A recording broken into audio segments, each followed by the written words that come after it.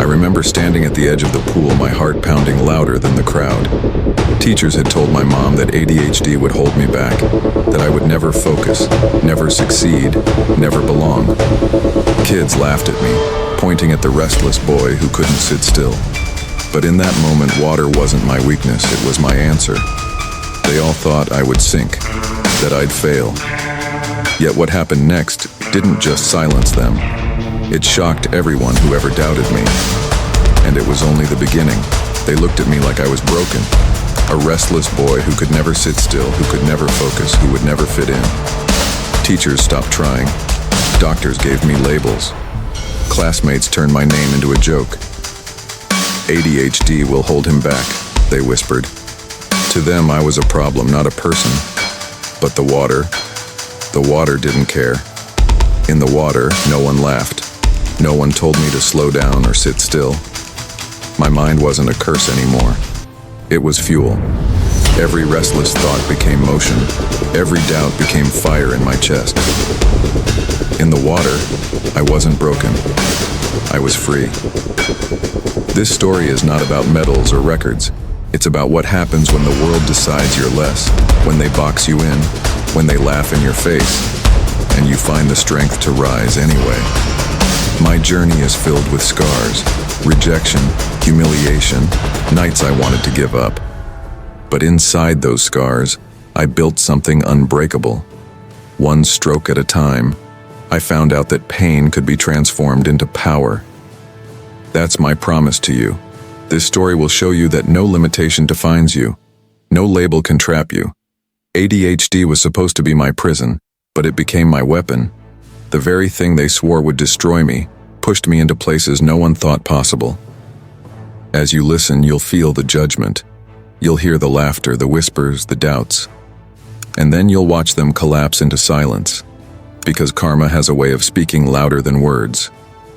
This isn't just my story. It's for anyone who's ever been underestimated, overlooked, or told to quit. Before we dive in, I want you to join me. Hit subscribe so you don't miss the powerful stories we share every week. Smash the like button if you believe no limitation defines a person's future. And drop a comment with your country and city. I want to know where you're watching from. Because this isn't just a channel, it's a community. And together we prove that greatness can rise from anywhere. What came after, no one was ready for. I never fit the mold. From the very first day I stepped into a classroom, it was obvious I didn't belong.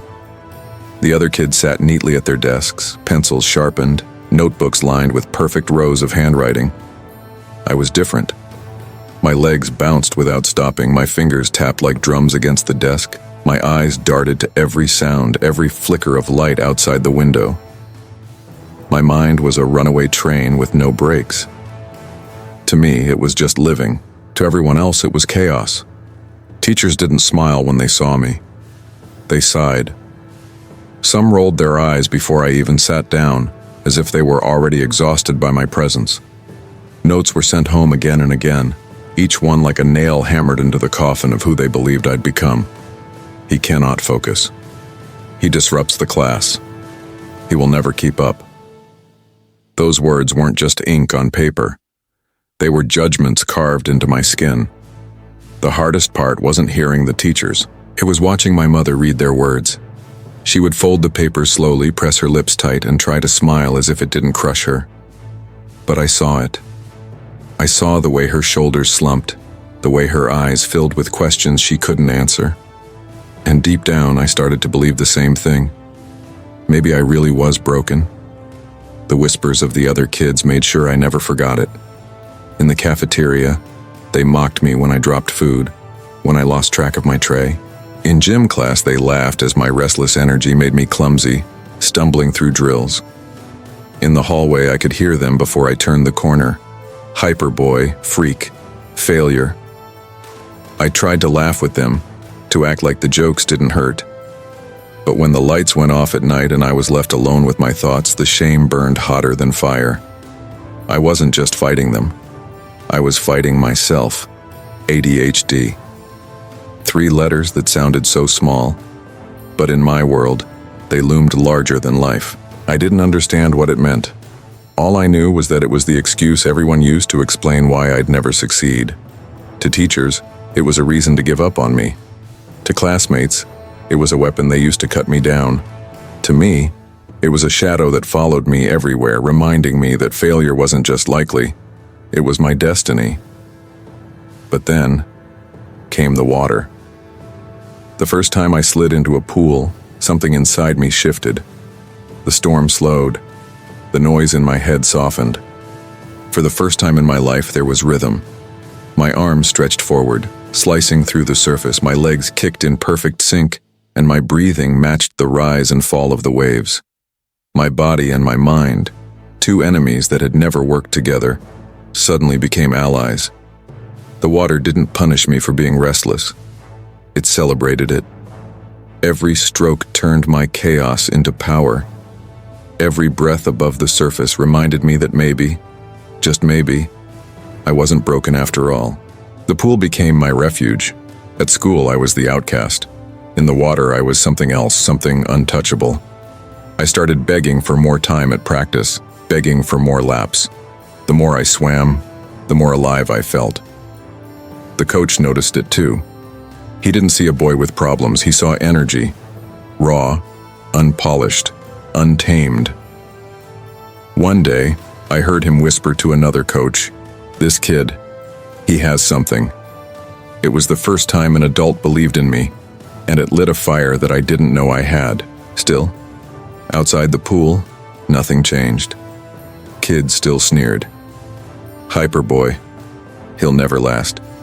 He'll never make it." Teachers still sent notes home. Even relatives doubted me, whispering that I'd never get anywhere. Their words cut deep, sharper than any blade. But I didn't answer with arguments. I didn't have the right words to fight back. Instead, I answered with silence.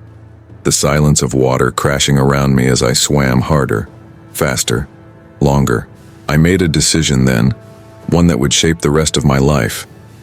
If the world insisted on calling me broken, I would let the water be the place where I proved them wrong. I didn't realize it then, but that decision was the first step towards something much greater. The restless boy they laughed at, the boy they labeled a failure, was about to build a weapon that no one could see. And soon, the same world that doubted me would have no choice but to listen. The classroom was a battlefield, and every day I walked in unarmed. The sound of pencils scratching on paper, the hum of fluorescent lights, the ticking clock on the wall. It should have been ordinary. For me, it was suffocating. I'd sit at my desk, trying to hold still, trying to force my body into a prison it didn't belong in. My knees bounced until the desk rattled, my fingers tapped until the teacher snapped, and my eyes wandered until I was called out in front of everyone. "Michael," the teacher barked, "pay attention." Heads turned. Laughter followed. Not loud enough to be punished, but sharp enough to cut. My cheeks burned as I forced my gaze back to the blackboard, pretending the numbers and letters made sense when they blurred together. I wasn't stupid, I just couldn't cage my mind long enough to prove it. But no one wanted to hear that. To them, I was the kid who couldn't keep up. Every mistake became entertainment. If I dropped a pencil, if I stumbled over a word, if I forgot the answer, the classroom turned into a theater and I was the comedy act. Whispers hissed around me like snakes. "He's slow. He's weird. He'll never get it." Sometimes they laughed openly, hands covering their mouths, eyes glinting with cruel joy. The worst moments weren't the jokes, it was the silence afterward. The silence that told me they didn't expect better from me, that I was exactly what they said I was. Broken. I remember one day in particular. The teacher handed back graded assignments. My paper was marked with red ink, drowning in corrections. As it landed on my desk, a boy behind me muttered just loud enough for others to hear, "Why does he even try?" Laughter spread like wildfire, quick and merciless. I clenched my fist so hard my nails dug into my palms. I wanted to scream, to fight, to prove I wasn't useless. But all I did was sit there, silent, my body trembling with shame. It wasn't just the kids, the teachers didn't protect me. They confirmed what everyone already thought. "He's disruptive. He's a distraction. He won't go far." They said it in meetings, in notes, sometimes even in front of me. Imagine being 12 years old and hearing the adults you're supposed to trust dismiss your future like it's already over. That was my reality. And yet, in the middle of all that noise, I clung to the only place I wasn't a mistake: the pool. When the final bell rang, I'd run to practice, desperate to escape the laughter echoing in my head. The water swallowed those voices, muffled the ridicule. Each stroke was a rebellion, each kick a refusal to give in. Still, the weight of the classroom lingered. At night, I'd lie awake replaying their words, hearing the laughter over and over. It's strange how ridicule can become louder than applause. No matter how many laps I swam, I couldn't outrun the sound of those voices. But maybe I didn't need to outrun them. Maybe I needed to face them. One afternoon, after another humiliating day at school, I stayed late at the pool. My coach found me pushing myself long after practice ended, my arms heavy, lungs burning. He watched quietly, then finally said, "Let them laugh. One day they won't." His voice was calm, but his eyes told me he believed something I couldn't yet see. That sentence stuck with me. One day, they won't. I repeated it like a mantra whenever the classroom became unbearable, whenever the laughter cut too deep, whenever I felt like quitting. It didn't silence the ridicule, but it gave me something to hold on to, a seed of hope buried beneath layers of doubt. The classroom may have been a place of humiliation, but in hindsight, it gave me the fuel I needed. Every insult was another stroke. Every laugh was another breath. Every doubt was another reason to fight. They thought they were breaking me, but they were building the fire I would carry into the water. And that fire would not stay hidden forever. The first time I slipped into a pool, I didn't expect anything. I thought it would be another place where I'd stand out, another place where my restlessness would betray me. But the moment the water closed around me, something inside shifted. The noise in my head, the chaos that followed me everywhere, softened. The storm slowed. For the first time in my life, I wasn't fighting myself. My arms stretched forward, cutting through the surface like knives through glass. My legs kicked with rhythm, my body moving in ways it never had before. In class, I could barely focus for 10 seconds. In the water, I could lock into a rhythm for hours. Each stroke was a release, each breath above the surface a reminder that maybe I wasn't broken after all. I remember the smell of chlorine burning my nose, the sting in my eyes, the echo of splashes bouncing off the walls of the pool. To most kids, it was just practice. To me, it was salvation. The water didn't demand silence. It didn't punish me for moving too much. It embraced me. It turned my weakness into strength. Outside the pool, I was hyperboy. Inside, I was free. The more time I spent swimming, the more I craved it. At first, it was just a few laps. Then it became an obsession. I begged my mom to let me stay after practice. I set alarms to wake up earlier so I could swim before school. When teachers complained I couldn't focus, I wanted to scream back, "Of course I can't hear, because my focus belongs to the water." The pool became my refuge, my hiding place from a world that didn't understand me. On the surface, kids laughed, teachers doubted, and whispers followed me like shadows. But underwater, there was only silence. My own heartbeat became the soundtrack, steady and unyielding. One evening, I swam until my muscles burned, until my chest ached for air. I reached the wall, gasped, and looked up to see my coach watching me. His expression wasn't pity. It wasn't frustration. It was curiosity. He saw something no one else did. He pulled me aside and said, "Michael, when you swim, you're not just moving. You're flying." Those words ignited something in me. Flying. That's what it felt like. For a boy who had spent his life chained by labels and laughter, the water gave me wings. Of course, the world outside didn't change overnight. The laughter in the classroom was still waiting for me the next morning. The whispers still stung. But I carried something with me now, a secret weapon. Every insult became another reason to dive deeper. Every doubt became another lap. They couldn't see it, but I was transforming in silence. At night, I would lie in bed, staring at the ceiling, hearing echoes of the day's ridicule. But instead of drowning in shame, I pictured the water. I saw the way the surface broke when I dove in, the way light fractured into golden beams beneath the surface. It gave me strength to wake up the next morning, no matter how heavy the weight of judgment felt. Swimming wasn't just a sport. It was therapy. It was escape. It was the only place I felt in control of myself. And slowly, stroke by stroke, it started to build something else inside me. Confidence. Confidence that maybe the world was wrong about me. Confidence that maybe my restlessness wasn't a curse but a gift. I wasn't ready to say it out loud yet. But deep inside, I knew. The water wasn't just my refuge. It was becoming my answer. It's one thing to believe in yourself when the world doubts you. It's another to find someone else who believes in you too. For most of my childhood, I didn't have that. My teachers gave up on me. My classmates mocked me. Even some relatives whispered behind closed doors that I'd never make it. But then came a man who changed everything. My coach. At first, I thought he was just like the others, another adult ready to label me, to sigh when I moved too much, to roll his eyes when I failed to sit still. But the pool gave me a chance he couldn't ignore. Every time I dove into the water, something inside me sharpened. My strokes weren't polished, but they were relentless. My energy didn't scatter. It focused. One day, after practice, I caught him staring at me, arms crossed, head tilted slightly like he was trying to solve a puzzle. He called me over. My heart pounded, expecting criticism, expecting the same words I'd heard 1,000 times. "You're too distracted. You'll never last." Instead, he said something I'll never forget. "Michael, when you swim, it looks like the water belongs to you." I froze. No one had ever spoken about me like that before. The water belongs to me. I was used to being told I didn't belong anywhere.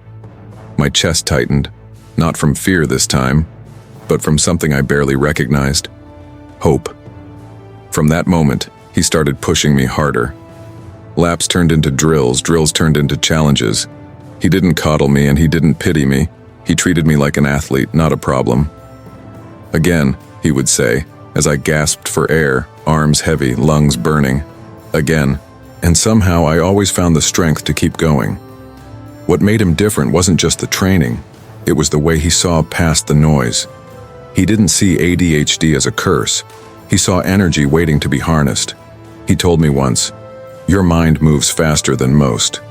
If you can train your body to keep up with it, no one will touch you."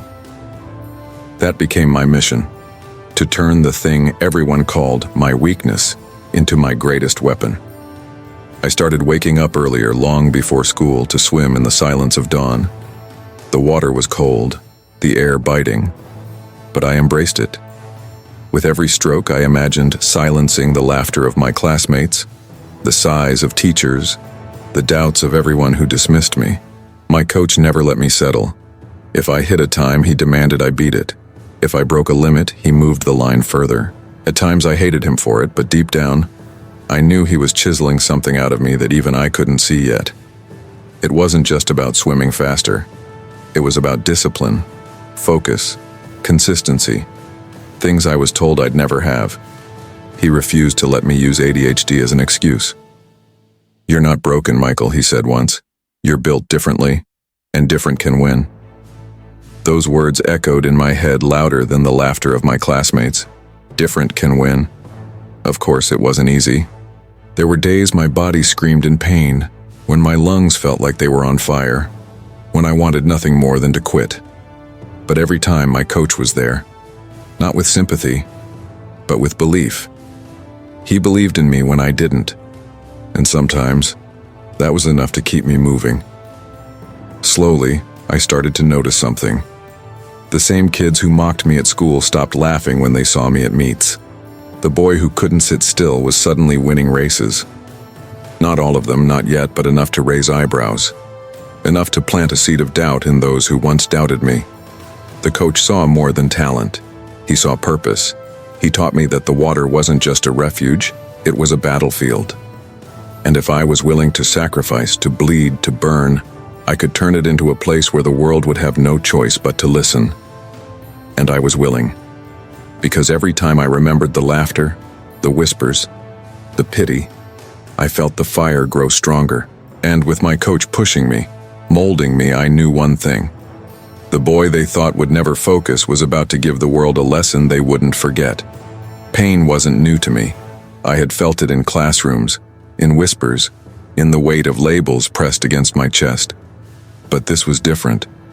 The pool introduced me to a new kind of pain, physical, relentless, burning from the inside out. At first, I hated it. My arms ached after every lap, my lungs begged for air, my legs felt like concrete, every instinct screamed at me to stop. But then something changed. I realized pain meant progress. Pain meant transformation. The alarm clock became my first opponent. Its shrill ring shattered the darkness long before dawn. Most mornings I wanted to smash it against the wall, but instead I rose. The world outside was quiet, streets empty, sky painted in black and gray. I carried my bag on aching shoulders and walked into the cold, each step a promise. The pool waited. The water demanded sacrifice. The first dive was always a shock, cold rushing over my skin, lungs seizing as I hit the surface. But soon, the rhythm began, arms slicing, legs kicking, breath controlled, pain echoing through every fiber of muscle.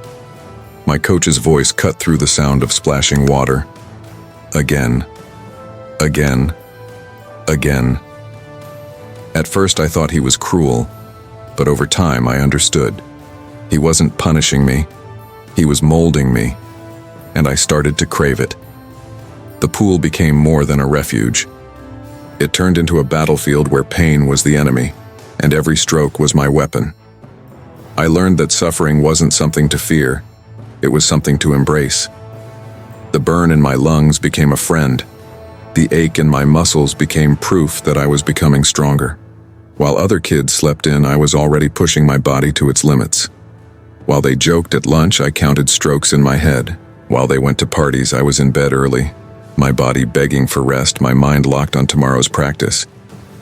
They thought I was missing out on life.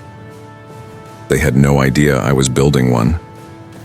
Loneliness became my constant companion. Birthdays passed unnoticed. Holidays blurred into training sessions. I'd watch neighbors decorate their homes, gather with friends, laugh through nights I spent staring at the ceiling, exhausted beyond words. But I wasn't bitter. I was obsessed, because every drop of sweat, every scream of muscle, every moment of sacrifice was laying bricks on a road they couldn't see. There were nights I collapsed on my bedroom floor, still in wet clothes, body trembling, chest on fire. I'd lie there staring at the cracks in the ceiling, feeling like I couldn't move another inch. And then, I'd remember the laughter, the teachers who said I'd never focus, the classmates who called me broken. Their voices became fuel. Their doubt became gasoline. And I would rise again because obsession doesn't negotiate with exhaustion. Slowly, my body began to change. Muscles carved themselves into my frame. My strokes grew sharper, smoother, faster. My lungs held more air. My heart pumped harder. What they once called hyperactivity was being refined into power. The energy that made me an outcast was becoming unstoppable momentum. And still, they didn't see it. At school, they whispered the same names. Hyperboy, failure, he'll never last. They didn't know that while they wasted time, I was forging myself in silence. Their laughter wasn't destroying me. It was building me. The pool gave me more than discipline. It gave me identity. In a world that told me I was broken, I found a place where I was whole. Pain stopped being punishment. It became proof. Proof that I could go further. Proof that I wasn't finished. Proof that maybe, just maybe, destiny had chosen me. What they couldn't see, what they couldn't understand was that obsession had already claimed me. And obsession doesn't stop. It doesn't rest. It doesn't forgive. Obsession consumes. And I was ready to let it. Every lap in the pool was a private battle. Every early morning, every sleepless night, every aching muscle was an investment no one else could see. But eventually, there comes a moment when the world is forced to notice. For me, that moment came at my first real competition. The pool deck smelled of chlorine and nerves. The air was heavy, thick with the sound of splashes echoing from other lanes, coaches shouting instructions, whistles piercing the chaos. I stood there, barely a teenager, shaking with adrenaline. Around me, other swimmers stretched, calm and confident, some smirking when they looked my way. They knew who I was, the restless boy, the one teachers said would never focus, the one classmates laughed at. To them, this was just another race. To me, it was war. When the announcer called my heat, my legs felt like stone. I climbed onto the starting block, the surface rough against my bare feet. My heart hammered so loud I thought everyone could hear it. My coach caught my eye from across the pool. He didn't shout, he didn't wave, he just gave the smallest nod as if to remind me, "You belong here." The whistle blew. The world went silent. I dove. The water swallowed me whole, cool and violent. Arms reached forward, legs kicked, lungs screamed. I focused only on the rhythm. Pull, kick, breathe. The voices in my head tried to return. You'll never focus. You'll never last. But the water drowned them out. Stroke after stroke, I pushed harder. Every insult became fuel. Every laugh became another ounce of power in my muscles. When I hit the final wall, I exploded upward, gasping for air. For a second, I didn't look. I didn't want to, but then I heard it. The sound of my coach shouting, the stunned murmur of the crowd. I turned to the scoreboard. My name was first. First. I blinked, certain I had read it wrong. But it was real.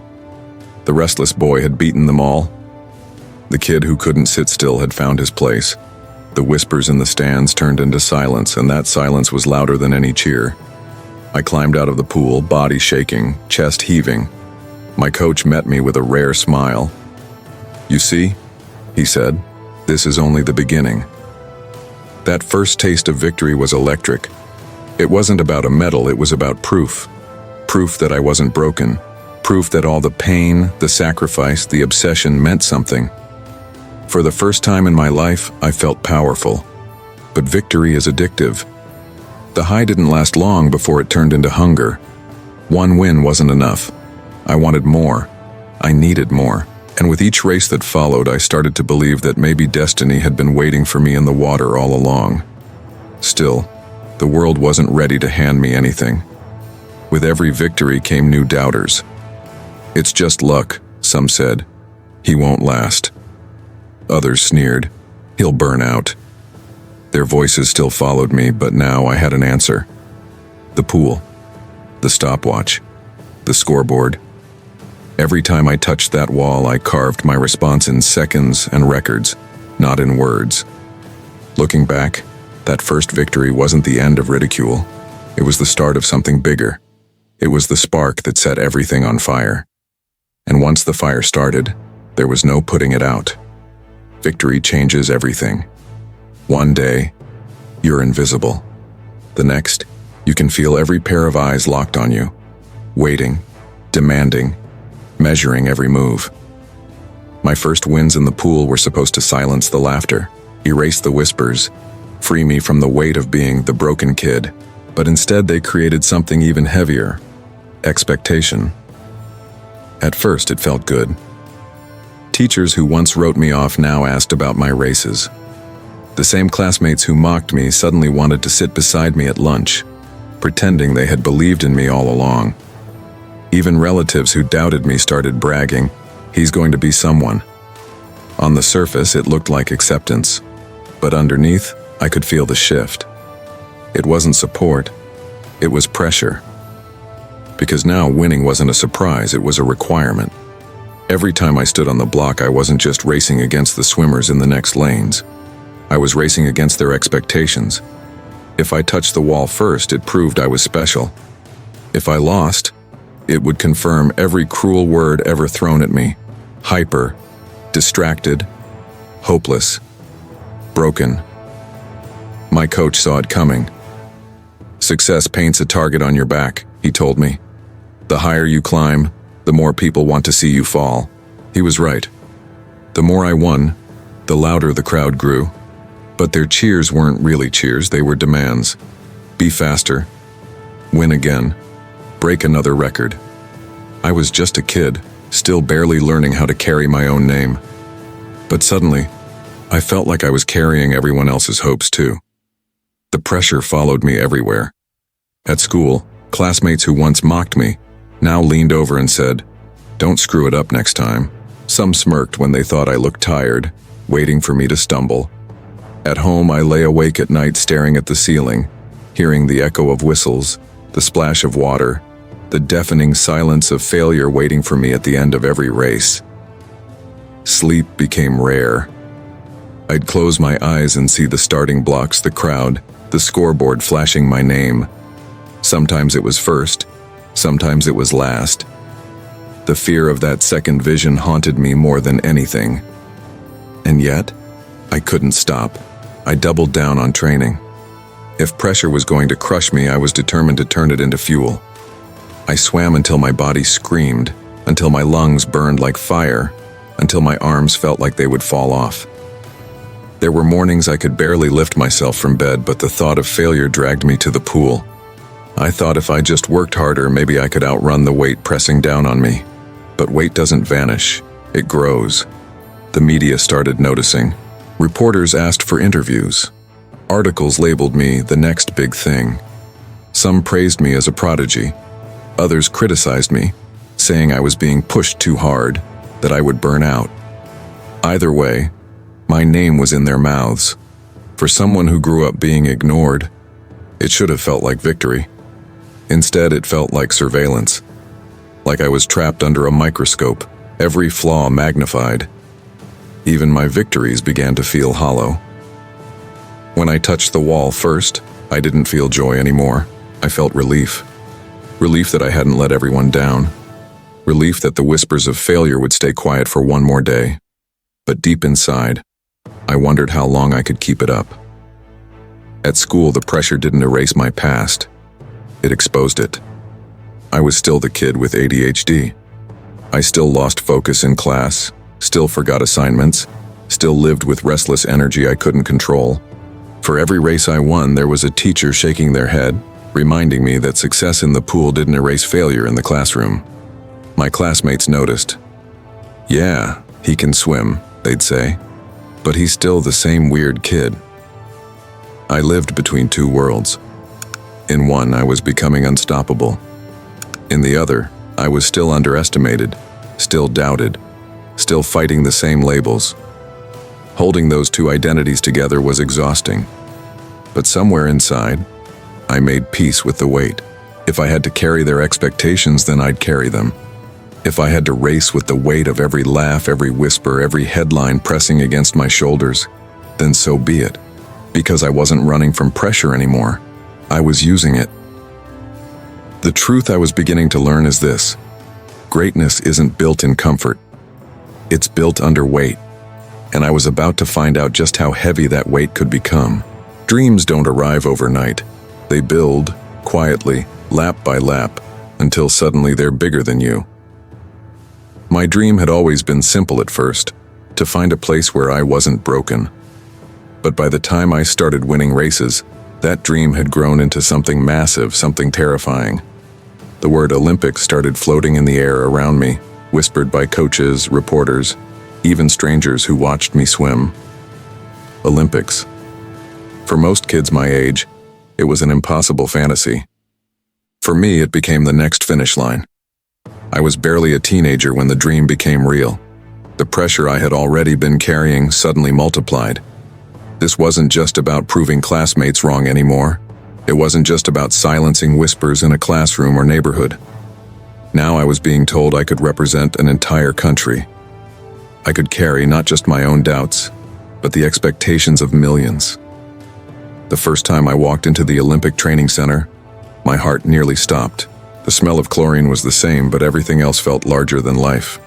The pools stretched endlessly under blinding lights. Champions trained in the lanes beside me, their bodies cut like stone. their movements precise, efficient, terrifying. I felt small, insignificant, like a boy pretending to be something he wasn't. But my coach's voice echoed in my head. Different can win. I trained harder than ever. Mornings began before dawn, nights ended long after exhaustion set in. Every breath was measured, every lap scrutinized. My body screamed for rest, but I refused to listen. I knew the world wasn't going to wait for me to catch up. If I wanted to belong, I had to prove it with every stroke. When I finally qualified for my first Olympics, the world seemed to spin. Reporters wanted interviews. Cameras flashed in my face. Headlines screamed my name. Teen prodigy heads to Olympics. For everyone else, it was a story. For me, it was a storm. The night before my first race, I lay awake in the Olympic Village. The room was silent, but my mind roared. What if I failed? What if I let everyone down? I saw my classmates' faces laughing again. I saw teachers shaking their heads. I felt the weight of millions expecting me to succeed. My chest tightened until I could barely breathe. I wanted to run, to hide, to be anywhere but there. But there was no escape. The next morning, I stood on the Olympic pool deck, my legs trembling. The crowd was enormous, a living wave of sound crashing against me.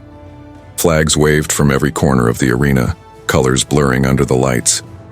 The announcer's voice boomed, calling our names. My stomach twisted. My hands shook.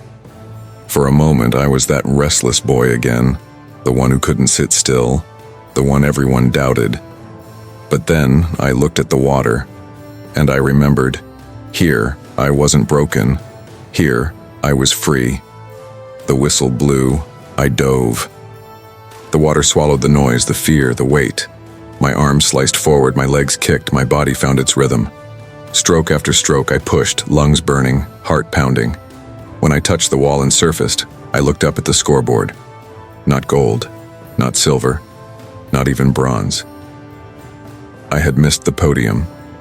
For a split second, shame crashed over me. The world had expected a miracle, and I hadn't delivered. Headlines would call it disappointment. Doubters would call it proof. My chest heaved as I pulled myself out of the pool, water dripping down my body like chains. I wanted to disappear.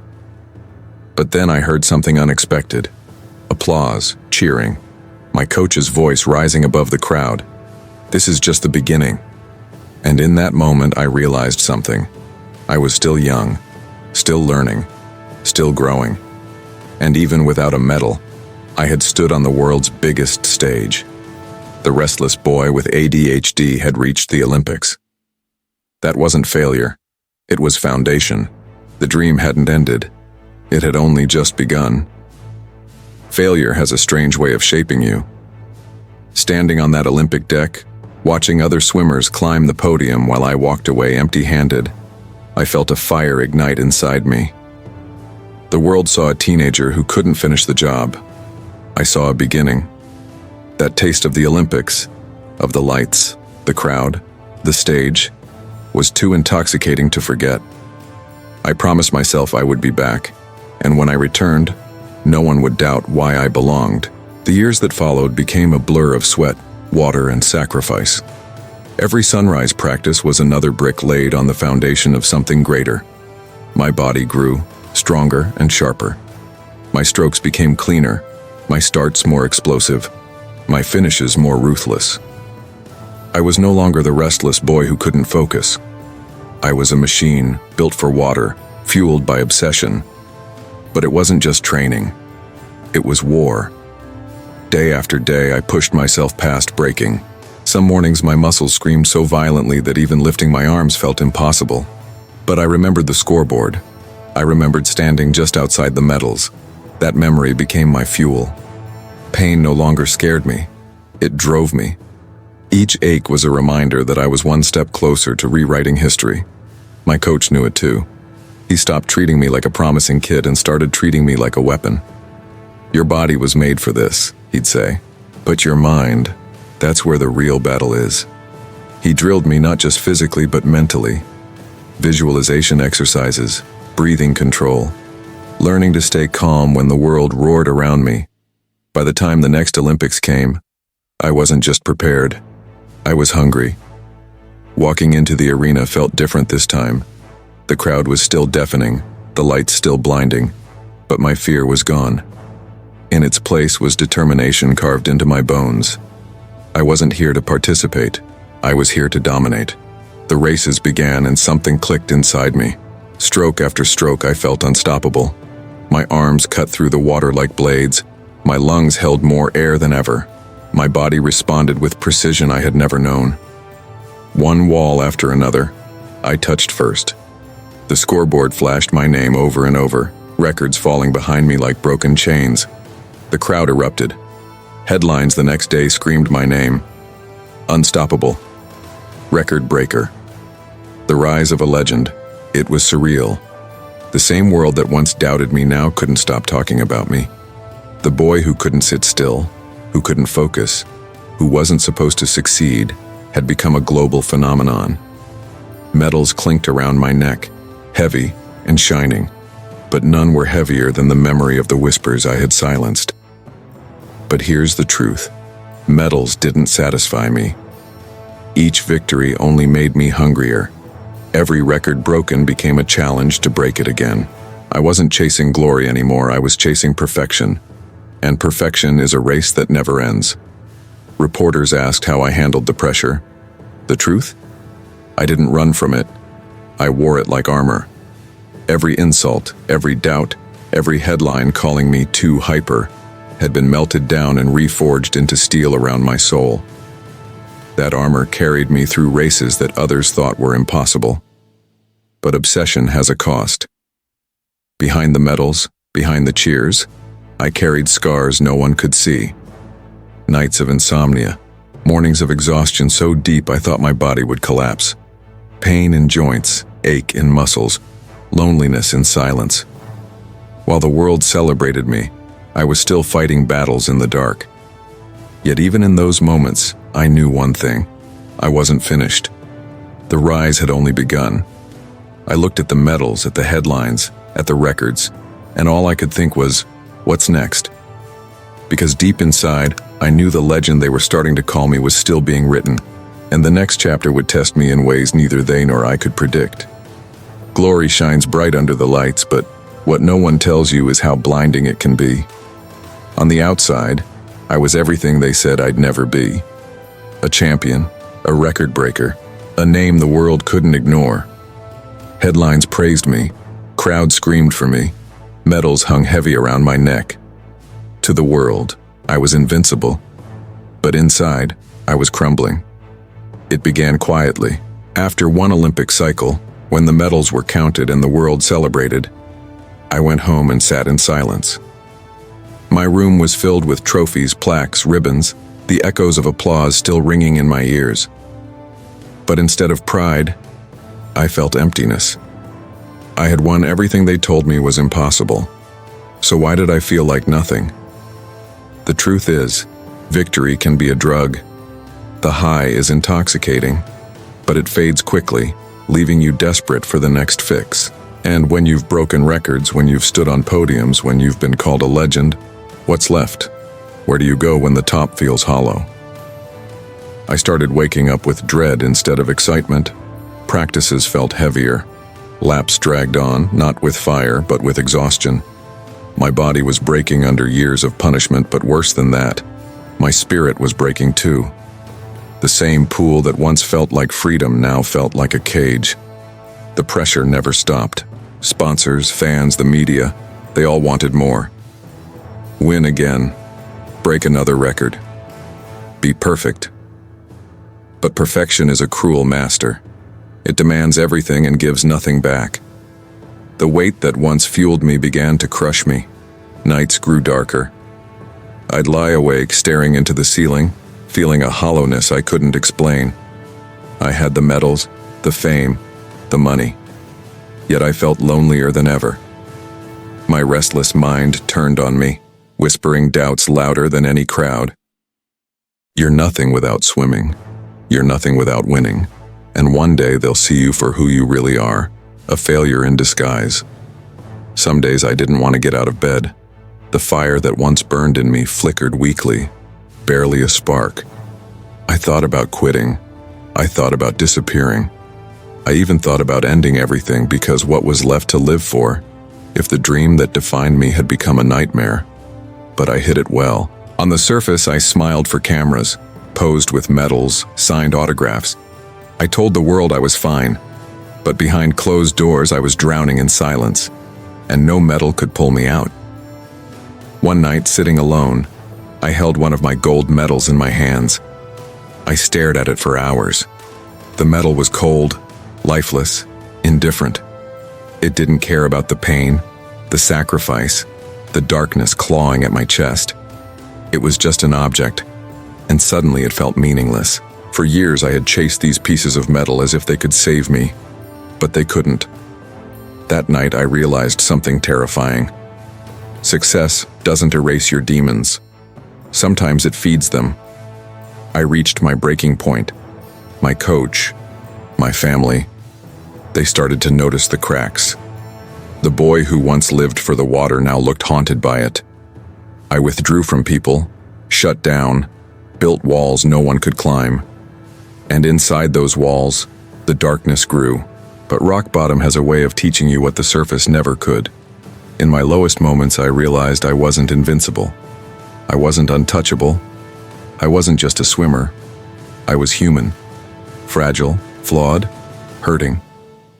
And admitting that was the first step to survival.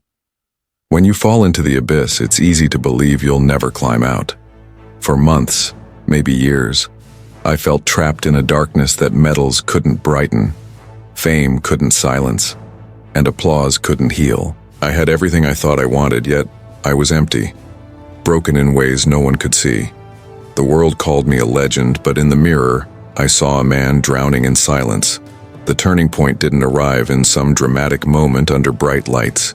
It came quietly in the middle of a night when I couldn't sleep, sitting alone with thoughts that scared me. I realized if I didn't change, if I didn't fight back, I wouldn't survive. No race, no victory, no record mattered if I didn't find a reason to keep living. I reached out for help. For someone like me who built his entire identity on strength and dominance, admitting weakness felt like defeat. But it wasn't.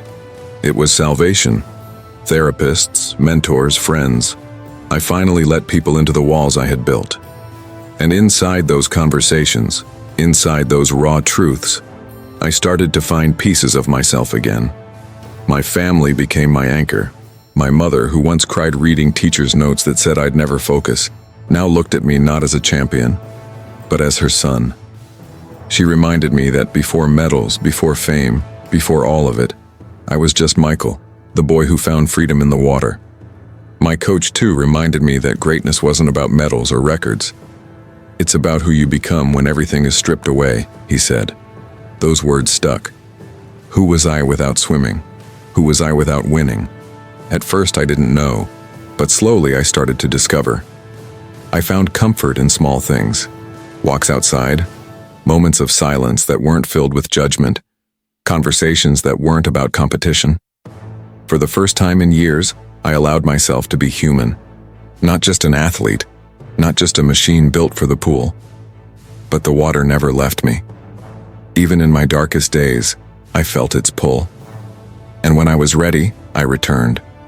Not with obsession this time, but with balance.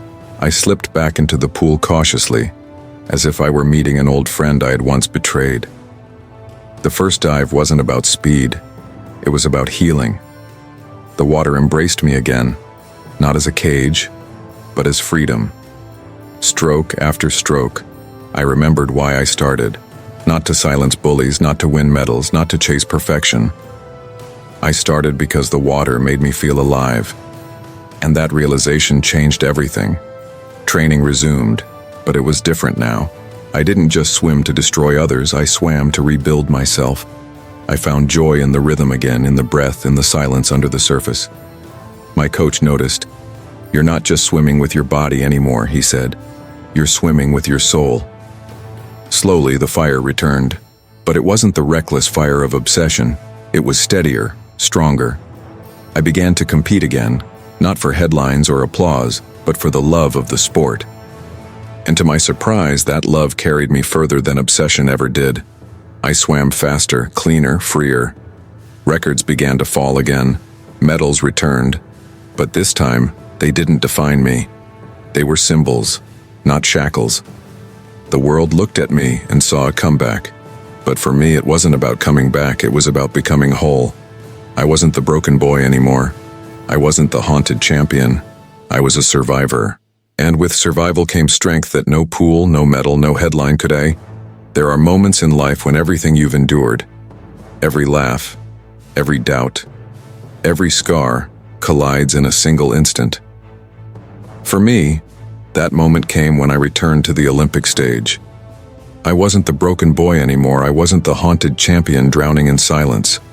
I was something new. I was the man who had fallen into the abyss, crawled out, and learned to breathe again. The arena roared like thunder as I walked onto the deck. Flags from every nation waved. Cameras flashed. Reporters whispered about my comeback. Some calling it impossible, others calling it destiny. But I didn't hear them. My eyes locked on the water. The pool that had once been my escape, then my prison, now stood before me as my stage. The whistle blew. I climbed onto the block. My legs trembled, not with fear, but with anticipation. I closed my eyes for a moment and saw it all. The classrooms where teachers said I'd never focus. The cafeteria where kids laughed. The nights alone when darkness nearly won. All of it burned in my chest, turning into fuel. The start horn sounded. I dove. The water exploded around me. My arms cut forward with precision, my body moving as if the pool and I were one. Stroke after stroke, I pushed harder, lungs burning, muscles screaming. But my mind was calm.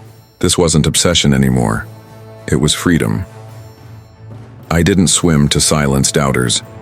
I didn't swim to prove headlines wrong. I swam because I loved it. And in that love, I found speed no one expected. When I touched the final wall and surfaced, I gasped for air and glanced at the scoreboard. First place, world record. The crowd erupted. The sound was deafening, shaking the walls of the arena, echoing in my chest like a second heartbeat. My teammates rushed to the edge, shouting, celebrating. My coach stood still for a moment, arms crossed, eyes shining, before finally raising a fist. And me? I just floated there, staring at the lights above, water dripping down my face, not sure if they were tears or just chlorine. I had done it. But more than that, I had survived. They called it the greatest Olympic performance of all time. They called me the most decorated Olympian in history. Headlines screamed, legend, unstoppable, immortal. But none of those words mattered to me in that moment. What mattered was that I had taken every insult, every whisper, every label, and turned them into gold. As I stood on the podium, medal placed around my neck, I looked out at the crowd. Somewhere in that sea of faces were kids like me. Kids who had been told they were broken. Kids who had been laughed at, underestimated, pushed aside. And I wanted them to see me, not as a superhero, not as someone untouchable, but as proof that their pain could be transformed too. Because my story was never just about swimming. It was about rising when the world says you can't, about finding light in the darkest places, about refusing to let a label define who you are. When the national anthem played, I felt the weight of every moment that led me there. The classrooms, the whispers, the laughter, the abyss. And I realized those things didn't break me. They built me. The world had doubted me. The world had laughed. The world had called me broken. And now, the world was applauding. That was the moment I knew. I hadn't just shocked them. I had changed the story forever, ver measure. The abyss had nearly swallowed me, but crawling out of it gave me a new kind of power. The kind that doesn't just shock the world, it saves you from yourself. I was the boy they said would never focus, the boy trapped by ADHD, the boy laughed at and dismissed before he even had a chance. But pain became my teacher, doubt became my fuel, and the water became my answer. From classrooms filled with whispers to Olympic arenas roaring my name, I learned one truth that will never leave me. Labels don't define you. What you choose to do with them does. If they call you broken, rise stronger. If they laugh, let silence become your revenge. And when the world doubts you, shock them with what they never saw coming. Because I was never meant to fit their mold. I was meant to break it. If this story moved you, subscribe now, like this video, and comment with your city and country. We want to know where this journey is reaching.